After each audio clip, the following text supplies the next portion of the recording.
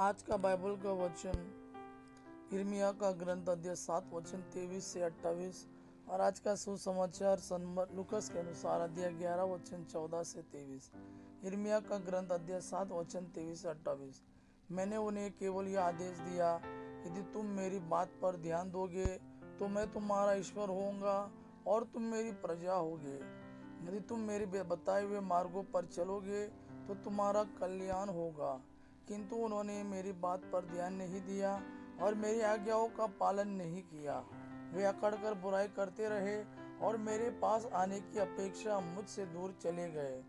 जिस दिन उनके पूर्वज मिस्र देश से निकले, उस दिन से आज तक मैं अपने सब सेवकों अर्थात नबियों को उनके पास भेजता रहा, किंतु उन्होंने मेरी बात पर ध्यान नहीं दिया और मेरी आज्ञाओं का पालन नहीं किया। वे अकड़कर बुराई करते रहे और अपने पूर्वजों से अधिक दुष्ट निकले। तुम उन्हें यह सब बता दोगे, किंतु वे तुम्हारी नहीं सुनेंगे। तुम उन्हें पुकारोगे, किंतु वे उत्तर नहीं देंगे। तुम उनसे यह कहो, यह वह प्रजा है जो अपने प्रभु ईश्वर की बात नहीं सुनती और शिक्षा ग्रहण करने से इनकार करती है। सच्चाई नहीं रही, वह उनके मुख से चली गई है। आज का सुसमाचार सन लूकास के अनुसार अध्याय 11 वचन 14 से 23।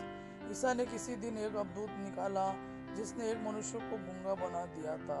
अवधूत से के निकलते ही गूंगा बोलने लगा और लोग अचंभे में पड़ गए।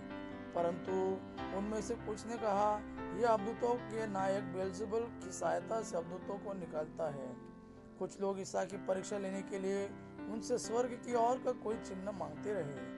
उनके विचार जानकर ईसा ने उनसे कहा, जिस राज्य में फूट पड़ जाती है वह उजड़ जाता है और घर के घर ढह जाते हैं।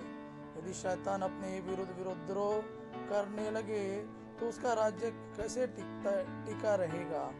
तुम कहते हो कि मैं बेल्ज़ेबुल की सहायता से अवधूतों को निकालता हूँ। यदि मैं बेल्ज़ेबुल की सहायता से अवधूतों को निकालता हूँ तो तुम्हारे बेटे किसकी सहायता से उन्हें निकालते हैं, इसलिए वे तुम लोगों का न्याय करेंगे।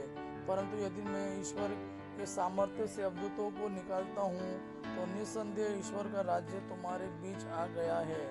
जब बलवान मनुष्य हथियार बांधकर अपने घर की रखवाली करता है तो उसकी धन संपत्ति सुरक्षित रहती है, किंतु यदि कोई उससे भी बलवान उस पर टूट पड़े और उसे हरा दे तो जिन हथियारों पर उसे भरोसा था वह उन्हें उनसे छीन लेता और उसका माल लूट कर बांट देता है। जो मेरे साथ नहीं है वो मेरा विरोधी है और जो मेरे साथ नहीं बटोरता वह बिखेरता है। यह प्रभु का वाणी है। प्रभु को धन्यवाद। आबा पिता की महिमा और पुत्र यीशु का प्रेम आप पर सदा सर्वदा बना रहे। आमीन।